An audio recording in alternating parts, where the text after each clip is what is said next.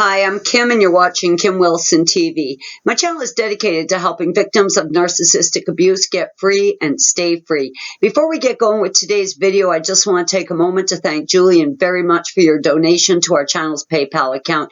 Your donations keep the channel going, guys. Thank you so much. Now, recently, I was talking to a friend here at the channel via email, and they had mentioned to me that during their awakening, they really had this new knowledge, this new feeling that they had been programmed, that so much of what they knew was actually planted on them. It was part of a social programming. And yeah, I believe all of that. But I'll tell you, it got me thinking about this college project that I had. It was part of a product development consumer psychology course, and I end up with the topic of the tobacco industry. Now, of course, I'm researching this, and I come up against article after article after article about how hard it is to quit smoking. It's going to cause your temper to flare. It could ignite some sort of violent temper in you.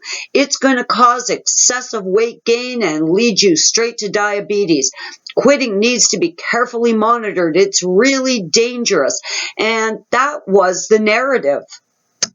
Really, that hasn't changed much, and I must have been in that course 30 years ago. But throughout that research, I found this one single article. And what this article said was that this narrative of how hard it is to quit smoking, how dangerous it is to quit smoking, is actually a form of gaslighting. It's actually a form of social manipulation. The tobacco industry was forced to warn people that smoking was dangerous, which of course then they worried that that would spark a ton of people quitting smoking, of course reducing their revenue. So it was actually the tobacco industry that kept pumping all this stuff out about the risks and dangers and threat of quitting. All of that information, when I started tracking it, went straight back to the tobacco industry, except for this one independent article.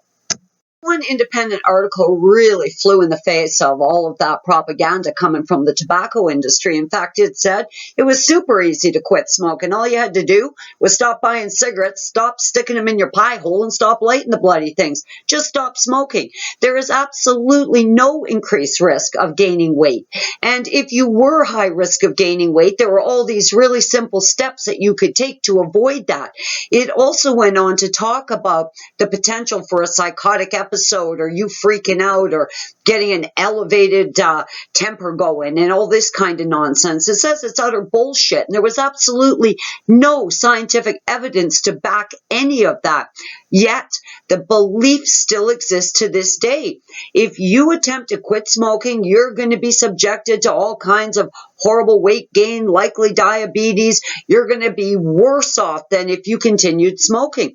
And I see this over and over again. So here we've got the tobacco industry who has to say smoking is dangerous. So how do they counter that? Well, they say quitting can be dangerous too. So I start to see the gaslighting in this, the insanity in this 30 years ago. Now, recently, and I mean just the other day, I'm sitting there, and for some reason, I remember this. And I start thinking about the narrative for narcissistic abuse victims. You get away from the narc, oh man, you're going to be soul bound to this thing. You are trauma bound to this thing. You are going to continue to suffer for years and years and years. And yes, lots of people here at the channel have suffered for 20 plus years. But let's talk about that for a minute. You think 20 years ago when somebody got free from a narc, where were they going with this?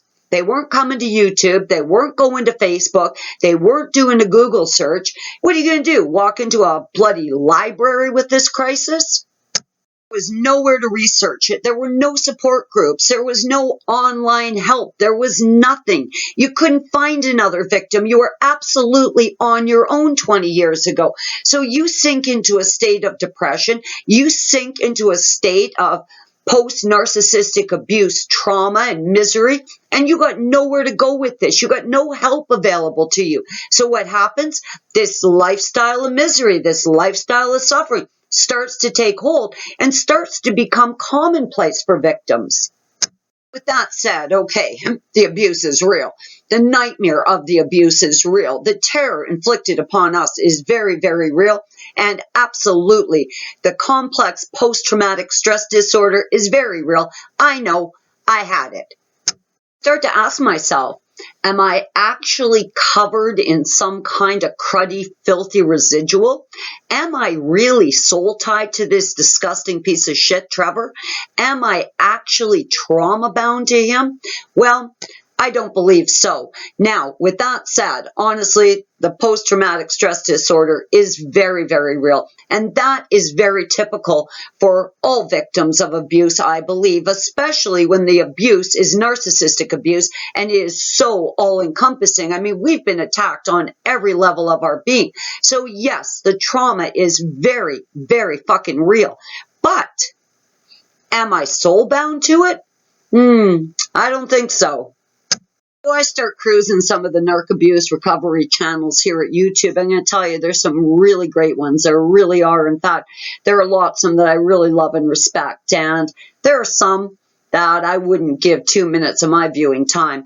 In fact, those are the ones that I just invested a little bit of research on, and almost every one of them unanimously goes on and on about this soul tie, how hard it is to ever get free from these things, how hard it is to ever break free and just start a new life free of this horrible baggage.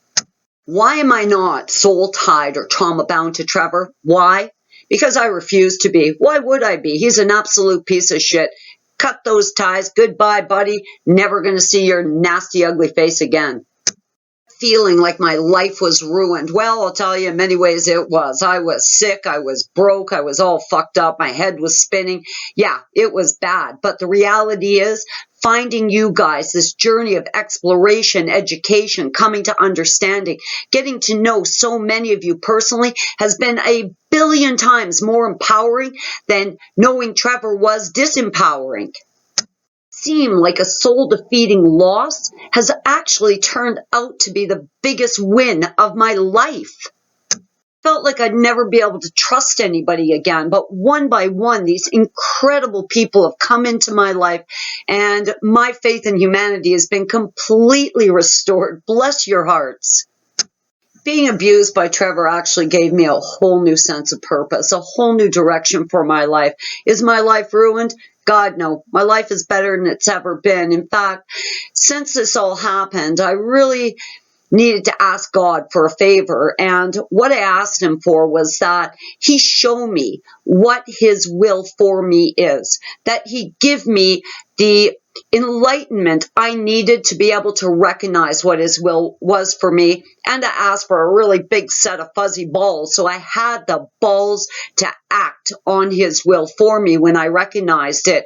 And that's exactly what's been happening. All these incredible opportunities have been coming up for me. I've been able to see them, really recognize them, and have the strength, courage, and the balls to grab hold of these opportunities and really make the best of them.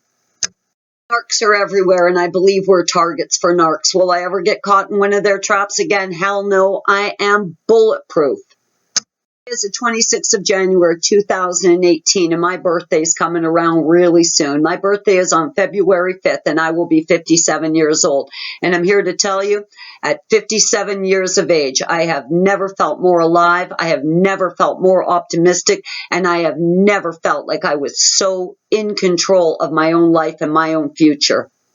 There's a narrative that says we will suffer long and hard, that our lives have been ruined, but guess what? I don't buy any of that bullshit. Not in my life, not in my reality. I'm moving on with my life, and I'm going to be the best Kim I can possibly be, and I'm going to find gratitude in this horrible experience, and I'm going to turn it around.